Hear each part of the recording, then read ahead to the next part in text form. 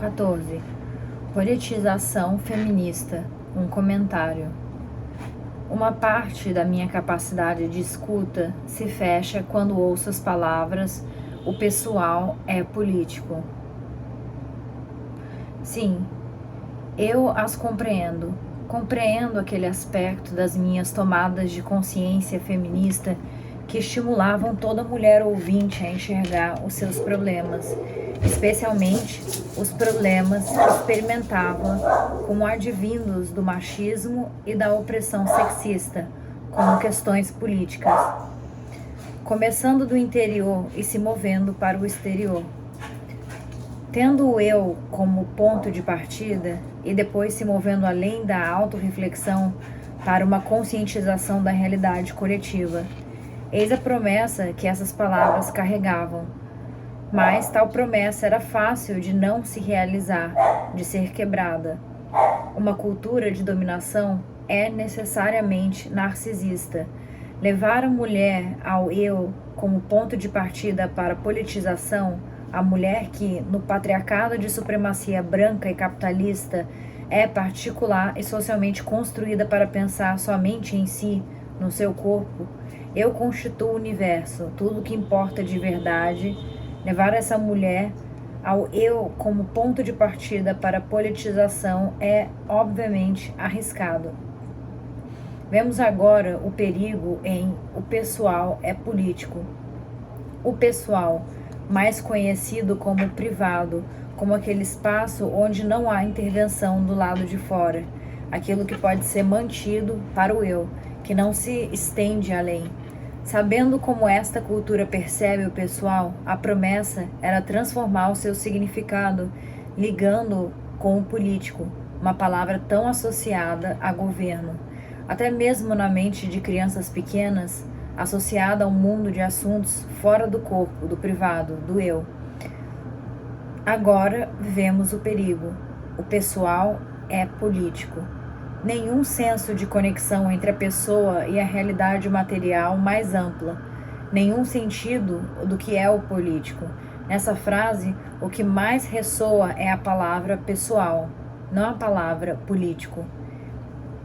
Incerta do político, toda mulher supõe conhecer a pessoa, o pessoal. Não é necessário, então, procurar o significado de político. É mais simples ficar com o pessoal, tornar o pessoal e o político sinônimos. Assim, o eu não se torna o que se move para dentro para se mover além ou se conectar. Ele fica no lugar, o ponto de partida de onde nunca é preciso se mover. Se o pessoal e o político são um e o mesmo, então não há politização, nenhuma maneira de se tornar um sujeito feminista radical. Talvez essas palavras sejam muito fortes. Talvez alguns de vocês se lembrem da pungência, da profundidade, de como esse slogan atingiu a sua vida, agarrou com força a sua experiência e você se moveu. Você realmente compreendeu melhor a ligação entre experiência pessoal e a realidade política.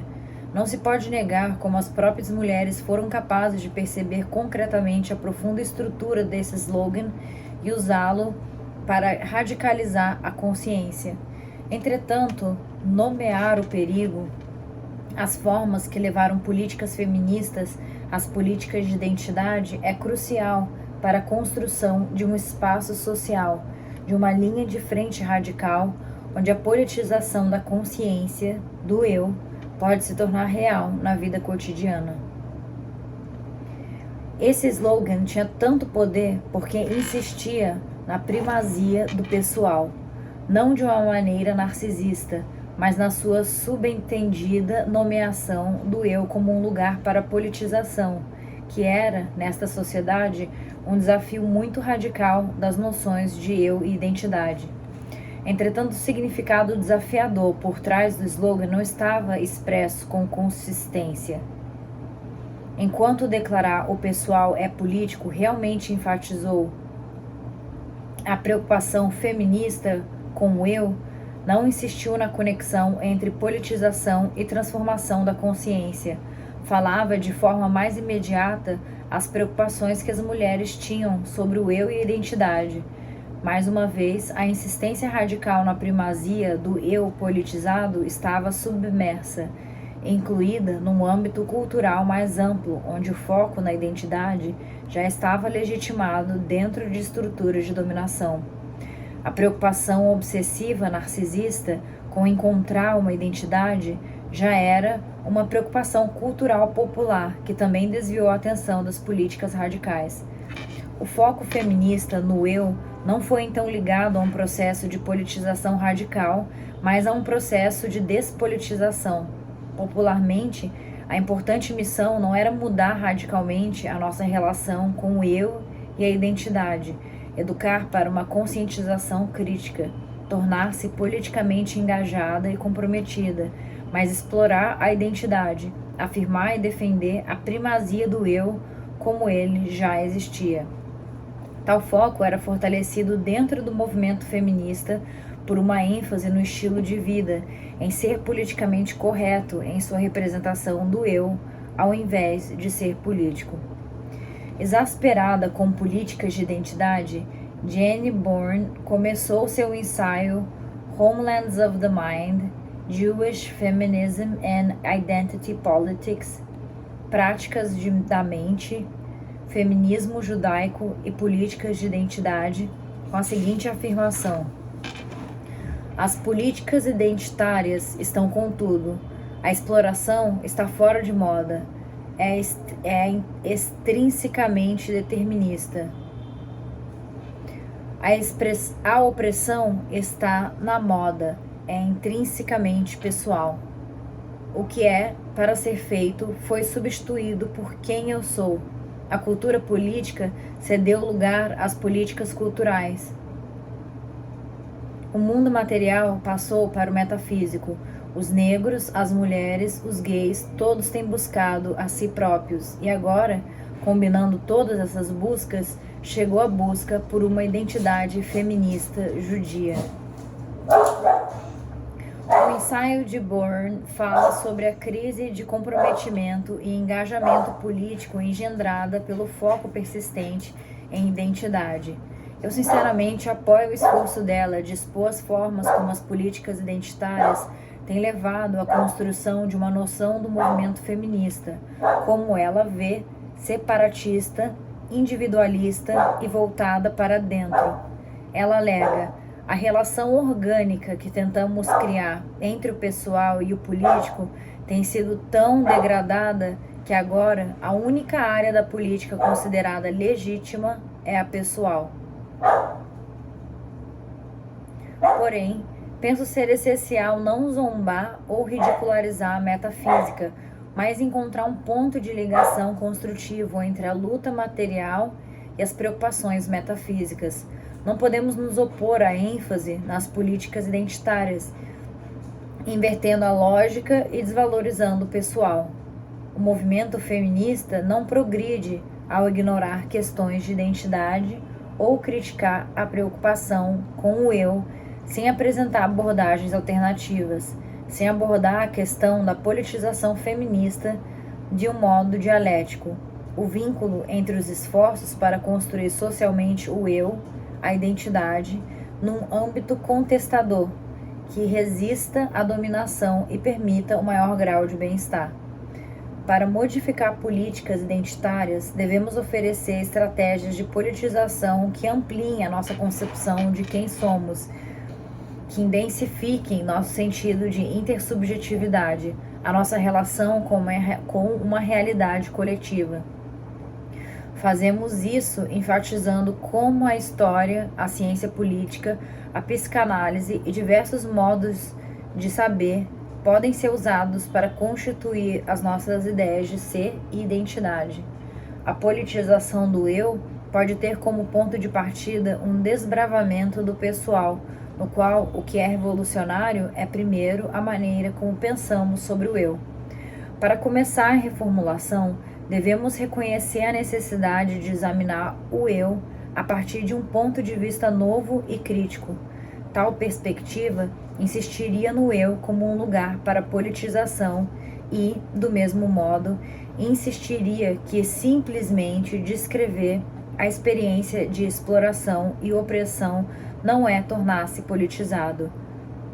Não é suficiente conhecer o pessoal, mas sim conhecê-lo e falar dele de uma maneira diferente.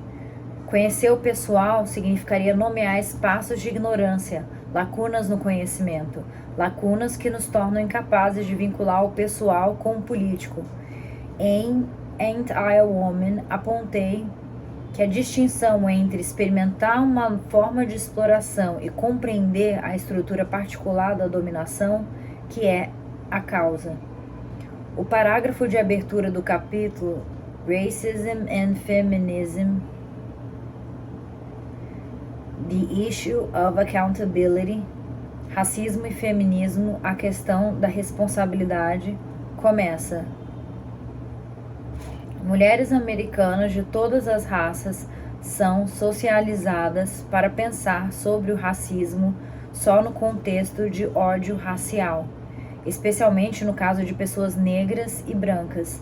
Para a maioria das mulheres, o primeiro conhecimento do racismo como opressão institucionalizada é gerado tanto pela experiência pessoal direta quanto pela informação colhida de conversas, livros, televisão ou filmes.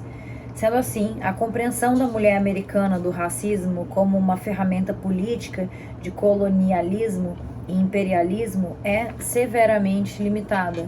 Experimentar a dor do ódio racial ou testemunhar essa dor não é compreender a sua origem, a sua evolução ou seu impacto na história mundial. Muitas mulheres envolvidas no movimento feminista supunham que descrever a experiência pessoal de exploração por homens era ser politizada. A politização necessariamente combina este processo, nomear a experiência de alguém com a compreensão crítica da realidade material concreta que assenta a base para tal experiência pessoal. O trabalho de compreender essa base e o que pode ser feito para transformá-la é bastante diferente do esforço para se elevar a consciência sobre a experiência pessoal, mesmo que estejam ligados. Críticas feministas de políticas de identidade que chamam a atenção para a maneira como isso enfraquece o movimento feminista não deveriam negar a importância de nomear e dar voz às experiências. Deve-se sempre enfatizar que isso é somente parte do processo de politização, que deve estar vinculado à educação para uma conscientização crítica.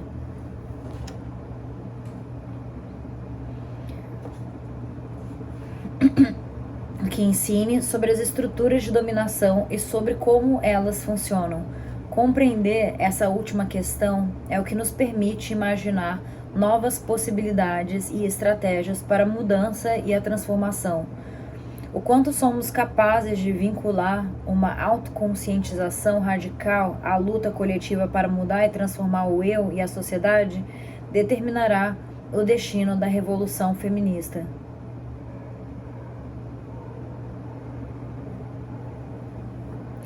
No movimento feminista, o foco no eu não tem sido somente o domínio de mulheres brancas privilegiadas. Mulheres não brancas, muitas das quais lutam para articular e nomear sua experiência pela primeira vez, também começam a focar a atenção na identidade de maneiras estáticas e não produtivas.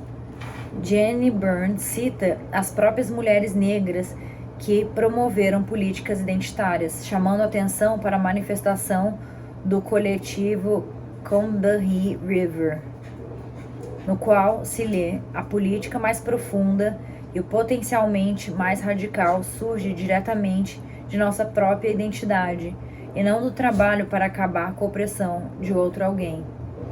Essa afirmação defende a primazia das políticas identitárias. Vindo de mulheres negras radicais, ela serviu para legitimar a ênfase do movimento feminista na identidade.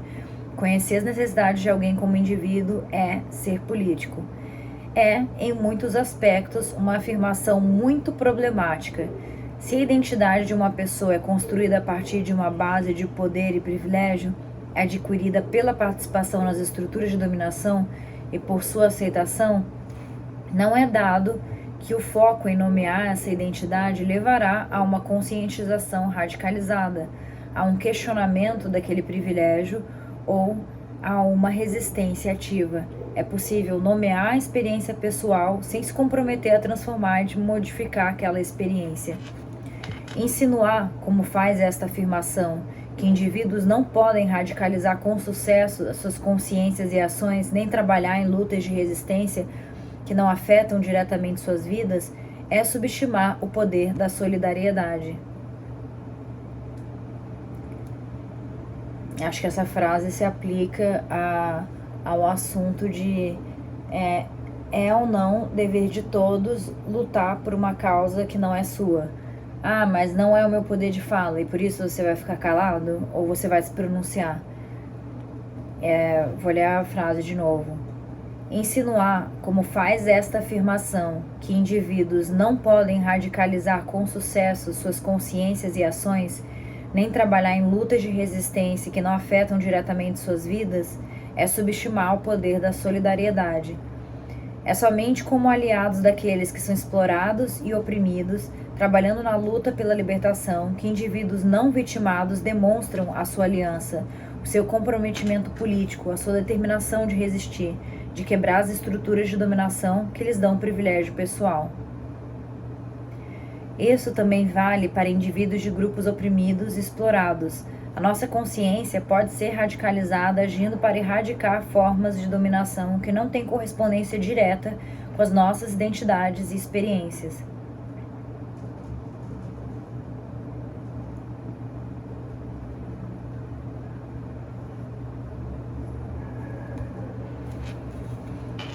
Então, novamente, é somente como aliados daqueles que são explorados e oprimidos, trabalhando na luta pela libertação, que indivíduos não vitimados demonstram a sua aliança, o seu comprometimento político, a sua determinação de resistir, de quebrar as estruturas de dominação que lhes dão privilégio pessoal. Então, na verdade, é isso, né? Você lutar uma luta que não é sua, uma luta para quebrar o seu privilégio, isso é ser politizado. Isso é ter comprometimento político. Não é só lutar quando a coisa fala sobre a sua necessidade, mas lutar quando é para quebrar uma estrutura que te privilegia. Isso também vale para indivíduos de grupos oprimidos e explorados. A nossa consciência pode ser radicalizada agindo para erradicar formas de dominação que não têm correspondência direta com as nossas identidades e experiências. Rapidinho.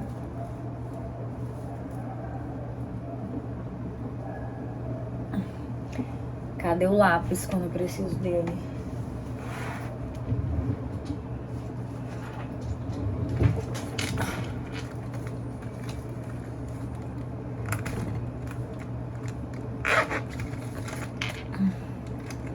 A minha cunhada que me emprestou esse livro, será que ela vai ficar puta?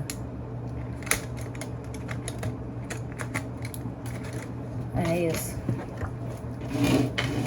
Pra sorte dela, não encontrei um lápis.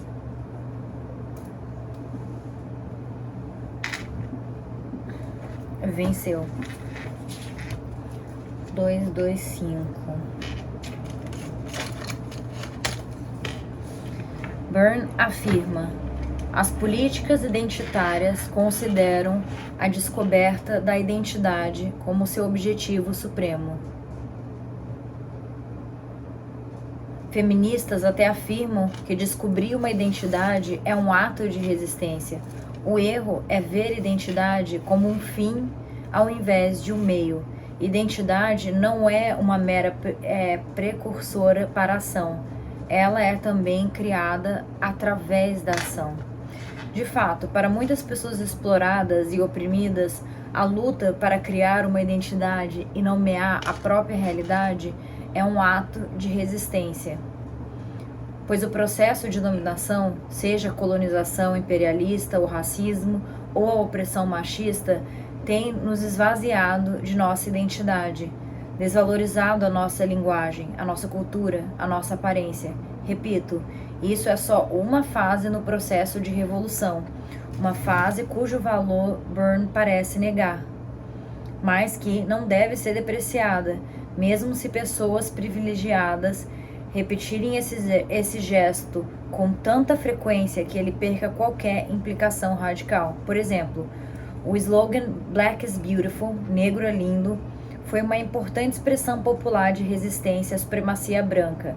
É evidente que essa expressão perde significado e poder se não estiver vinculada a um processo de politização no qual as pessoas negras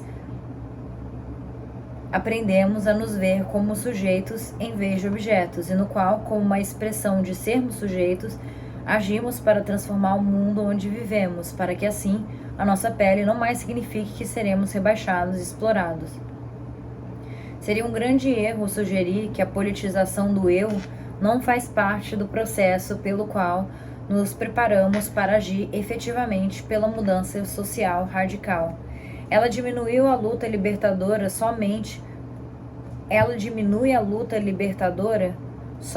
quando se torna narcisista ou, como afirma Byrne, quando inocentemente sugere que questões estruturais e materiais de raça, classe e poder seriam resolvidas primeiro em termos de consciência pessoal.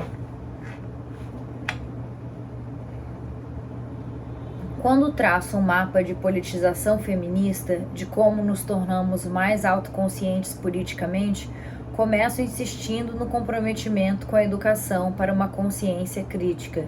Muito dessa educação começa de fato com a análise do eu a partir de uma perspectiva nova e crítica. Para este fim, confissão e memória podem ser usadas de forma construtiva para iluminar experiências passadas, particularmente quando tal experiência é teorizada. Usar a confissão e a memória como meios para nomear a realidade permite que mulheres e homens conversem sobre experiências pessoais como parte de um processo de politização que posiciona tal conversa no contexto dialético. Isso nos permite discutir sobre a experiência pessoal de uma maneira diferente, de uma maneira que politiza não só a narração, mas também a narrativa. Ao teorizar a experiência enquanto contamos narrativas pessoais, teremos um sentido mais afiado e aguçado do objetivo que é desejado pela narração. Um uso interessante e construtivo da memória e da confissão é narrado no livro Female Sexualization, A Collective Work of Memory. Sexualização Feminina, um trabalho coletivo de memória, editado por Frigga. Coletivamente, as mulheres que falam trabalham não só para nomear a sua experiência, mas também para posicionar aquela experiência no contexto teórico. Elas usam confissão e memória como ferramentas de intervenção que lhes permitem unir o conhecimento científico à experiência cotidiana, a fim de não depositar uma ênfase indevida ou no individual. Elas consistentemente vinculam experiência individual e realidade coletiva. A contação de histórias se torna um processo de historicização. Não remove as mulheres da história, mas nos permite ver a nós mesmas como parte da história. O ato de escrever histórias autobiográficas permitiu às mulheres do livro se verem a partir de uma perspectiva diferente, a qual elas descrevem como uma forma politicamente necessária de trabalho cultural. Elas comentam: isso nos faz viver as nossas vidas mais conscientemente. Usadas construtivamente, confissão e memória são ferramentas que aumentam a autoconscientização. Elas não precisam nos fazer somente olhar para dentro. Pensadoras feministas nos Estados Unidos usam confissão e memória, sobretudo, como uma maneira de narrar relatos de vitimização que raramente são considerados dialeticamente. Esse foco significa que não temos relatos variados e diversos de todos os aspectos da experiência feminina. Conforme lutamos para aprender mais sobre como mulheres podem se identificar umas com as outras, os homens, e com homens e com crianças na vida cotidiana, sobre como podemos construir estratégias de resistência e sobrevivência, é útil confiar na confissão e na memória como recursos documentários. Entretanto, devemos ter cuidado para não promover a construção de narrativas da experiência feminina que se tornem tão formativas a ponto de toda experiência que não se encaixa no modelo ser considerada ilegítima e sem valor de investigação. Repensar maneiras de utilizar a confissão e a memória construtivamente leva o foco para longe da mera nomeação da experiência de alguém. Permite que pensadoras feministas falem sobre identidade em relação à cultura, história, política e é o que mais desafiar a noção de identidade como algo estático e imutável. Para explorar a identidade em relação às estratégias de politização, pensadoras feministas devem estar dispostas a enxergar o eu feminino novamente, analisar como podemos ser crítica e analiticamente engendradas a partir de vários pontos de vista. No começo da tomada de consciência feminista, a confissão era a maneira mais frequente de compartilhar traumas negativos, como, por exemplo, a experiência da violência masculina. Porém, ainda restam muitas áreas inexploradas da experiência feminina que precisam ser completamente examinadas, ampliando, portanto, o escopo de nossa compreensão do que é ser feminina nesta sociedade. Imagine um grupo de mulheres negras trabalhando para educarmos a nós mesmas para uma consciência crítica, explorando a nossa relação com políticas radicais, com políticas de esquerda. É possível que compreendamos melhor a nossa relutância coletiva em nos comprometer com a luta feminista e com políticas revolucionárias, assim como podemos mapear essas experiências que nos preparam e nos possibilitam assumir tais compromissos. Há um grande e excitante trabalho a ser feito quando usamos confissão e memória como uma forma de teorizar a experiência e aprofundar a nossa conscientização como parte do processo de politização radical. Frequentemente, experimentamos prazer e alegria quando compartilhamos histórias pessoais, proximidades e intimidades. É por isso que o pessoal tem tido tamanho destaque no discurso feminista, para reafirmar o poder do pessoal e, ao mesmo tempo, não se prender às políticas de identidade. Devemos trabalhar para vincular narrativas pessoais com o conhecimento de como devemos agir politicamente para mudar e transformar o mundo.